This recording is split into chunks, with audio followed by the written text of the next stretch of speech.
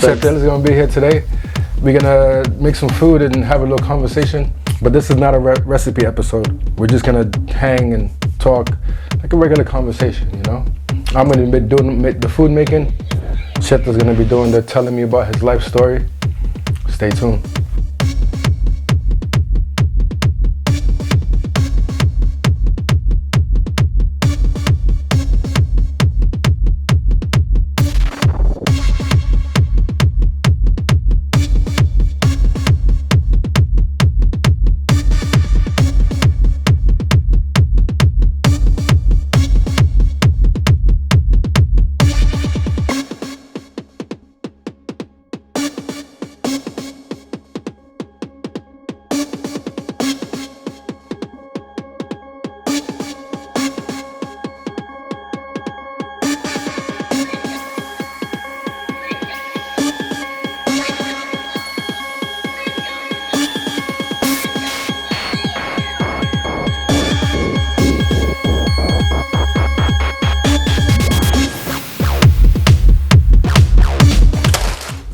So I'm thinking, even though this is not a recipe episode, I'm thinking we're gonna have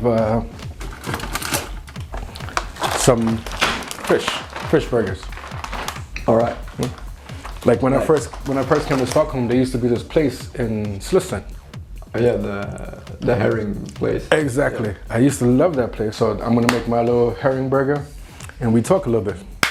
Talk to you. You tell me your story, KettiL. Okay. What's happening with you? How'd you get involved in techno music in general? The techno scene. Maybe we start with regular music. How'd you get involved with music to begin with? Oh, I was always into music. You know, like starting my first punk band with my friends when we were like 12, and then around the time I was 14, I just wanted to start to be able to make music on my own, and I was listening to a lot of like industrial music and just electro and stuff like that, and I wanted to make that too. And I started talking to this guy online who told me about a program called Reason, which is made by Swedish developers. Yeah, I've heard of that one, yeah. Yeah, he taught me some basics, and from there on it just went. And this was back in the entire like MySpace era. So MySpace. So there was this entirely different demo scene for this type of music, and you know, like I used to have 2 active projects back then. This is like in the 2008-2009 time span, where both like Syndrome X209 and Project Rotten. Sorry, what was the names? The first one was Syndrome X209. Syndrome X209. Yes. That sounds exciting. Very, very, what do you say, like Google unfriendly or... Unfriendly? Yeah. Oh, okay. Because like it's, that. you know, it's a garbage name, hard to remember, hard to Google. Like, yeah, I can't remember it now. What was it again? Syndrome X209. Yeah. I won't forget it now. Syndrome X209. Yeah. All right. And then I also had a band called Project Rotten, and we were doing this type of music called Agro Tech. And yeah, from the name you can hear that it's supposed to be a more aggressive form of techno with like black metal vocals and like a very dark and spooky aura around it. Okay. And you know, we were like touring through Europe. We had a bunch of tours in Germany, some tours in Russia and the UK. Fantastic. Is that like a real, like when I say real, is that like a recognized genre? Or is that something that you guys... but the problem is that it was kind of part of a subculture that became its own worst enemy. Because it was this subculture where if you were already in it, you were cool, but no one knew were allowed to join at a certain point. It's ridiculous. Yeah, and it just kind of killed off the entire scene for it, because... And this is like this Agro Tech now? Yeah. Okay, yeah. And it just made it so that, okay, when the older people who weren't into the music or the scene anymore started dropping off, and the newer kids weren't really allowed entry, then they just kind of tapered off. But I still have a music project within that scene that is still active. You still have a music project in the scene? Fantastic. And it's called Kill the Sleeper. And Kill that was the Sleeper one that you saw me perform as on the Halloween cruise. On the Halloween cruise, yeah.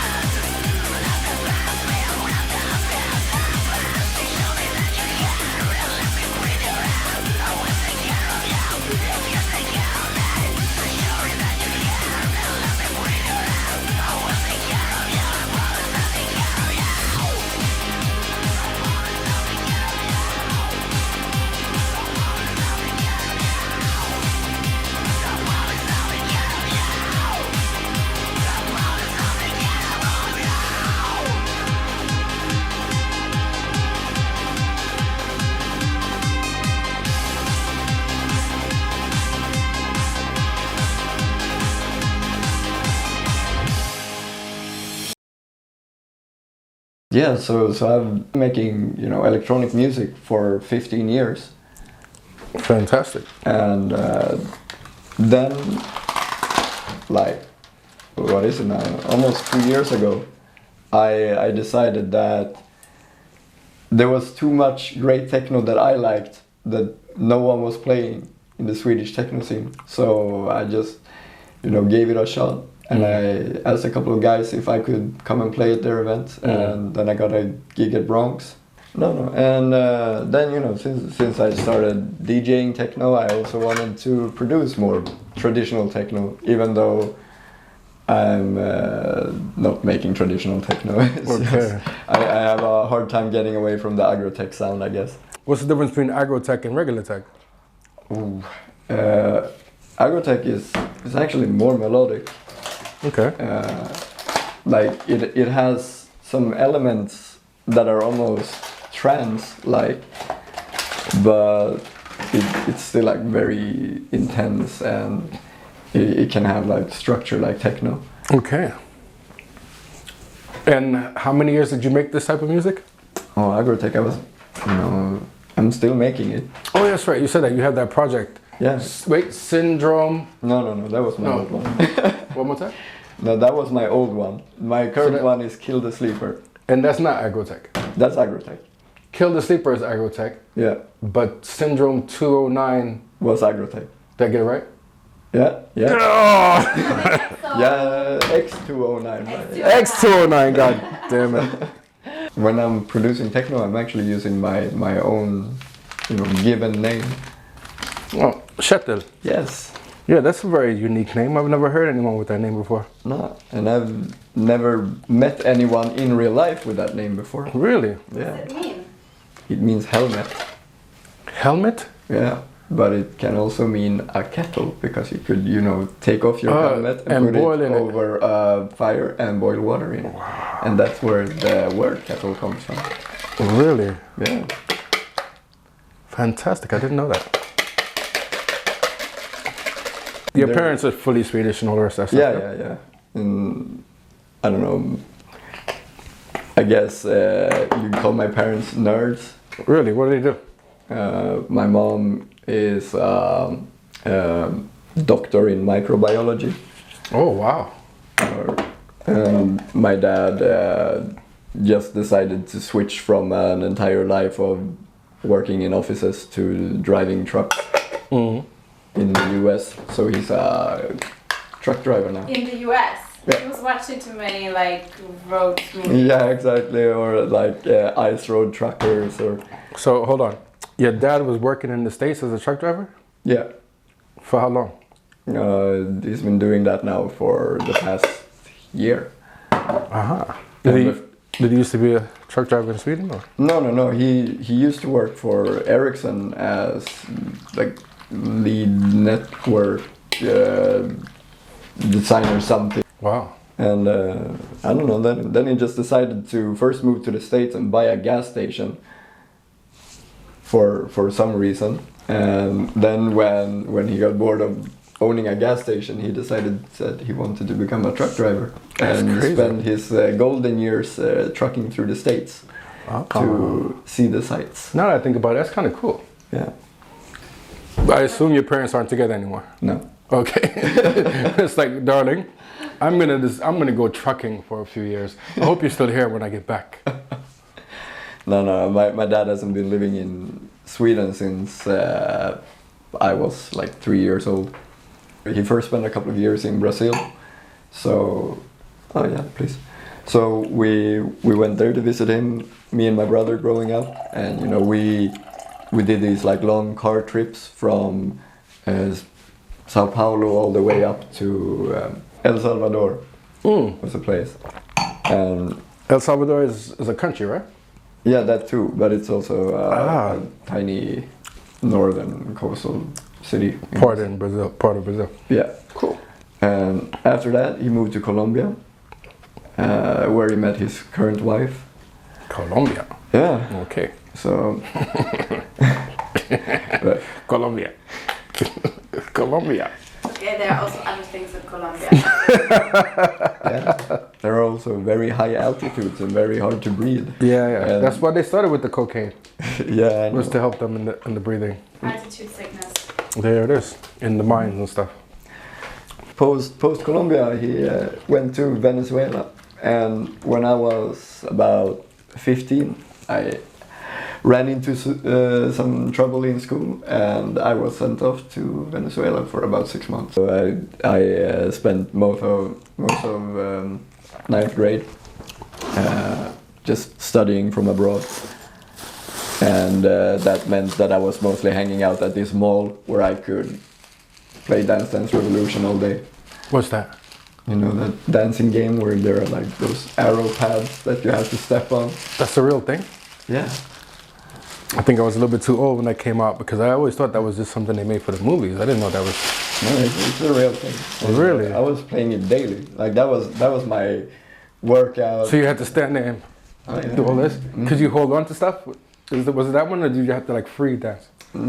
Like when you get up in the levels in it and you start to notice what the pros are doing, it's like there is this handle in the back that you can hold for support. Yeah, exactly. Because then it frees up so you don't get like lactic acid in your thighs when you're doing those like really complicated songs. Really? Yeah. Wow. I never tried that. I always thought that was like something for the movies. I never like seen it in real life even. But a lot of the early rave music I got into was through that game or those games. All right. But what do you think your first like electronic music experience was? Like when you were like, yeah, this is the thing for me. You know, like my mom took me to see E-Type when I was like 6 years old. Okay. And that was the bomb. You loved it? Yeah, I still listen to E-Type. Really? Yeah, I think that music is great. And then, you know, I grew up on Södermalm, and around the time when I was like 14, 15, it was before Venezuela, I was just out one evening having a walk, and I was walking around in Gullmars and I heard music coming from the woods. And you know, I go closer and it was this like psytrance party. Really? In the woods, but in Gullmars? Yeah. So I went there and stayed there for a couple of hours just dancing. Okay. And that was my introduction to the rave scene. Okay. Do you remember what year this was? Must have been 2005 or early 2000, like early summer 2006, I think. 2006. Wow. Can you show what I'm doing? Yeah.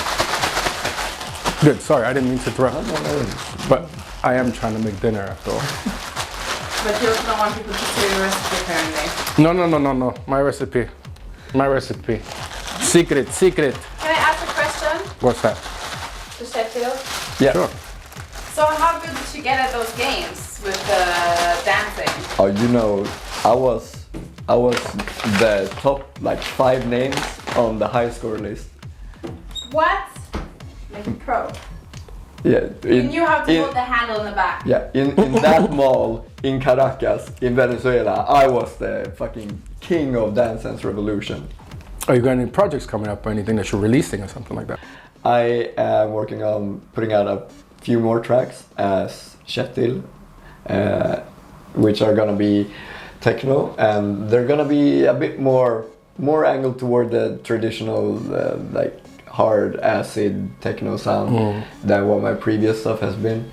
And I'm also working on this huge re-release of like all the Kill the Sleeper tracks, plus a brand new Kill the Sleeper album.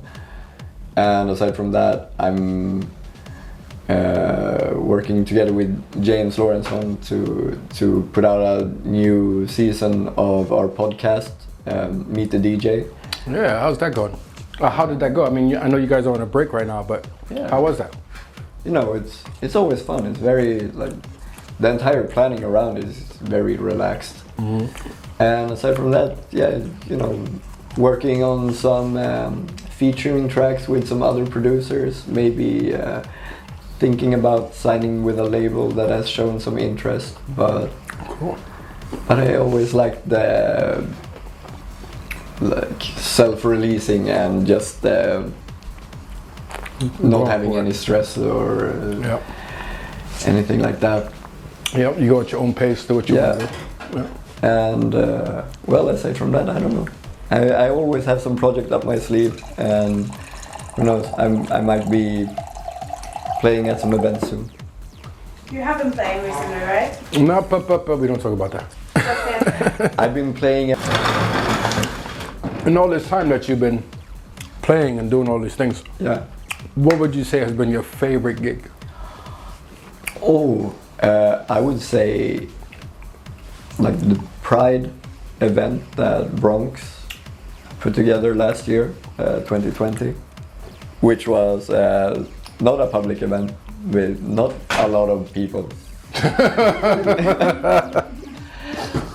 No, I had a blast, even though it was non-stop technical difficulties with the players and everything.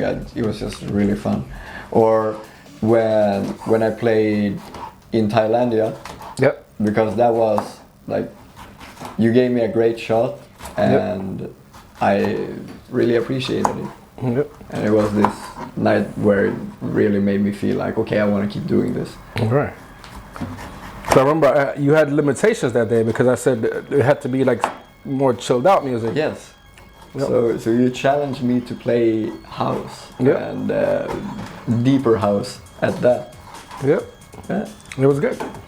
Yeah, and I enjoy playing it actually. It's just that when you get into this niche where you're kind of known to be playing a certain type of music, then that's what people come to expect.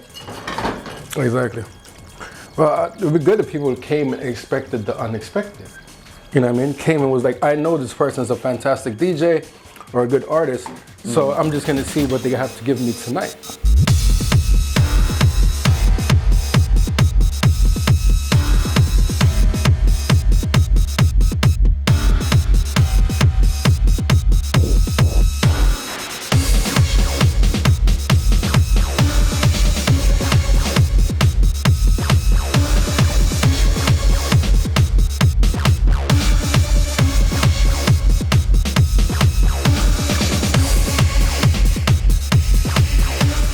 After a lot of eating, a lot of talking, it's time for Shetland to go home and for me to edit all this material so you people can see what it is that we've been doing with all this time.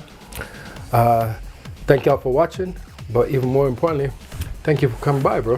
Thanks. It's a good conversation. Yeah. Yeah, good time. 5T Vodcast, Techno and Talk on Tuesdays and Thursdays with Ty.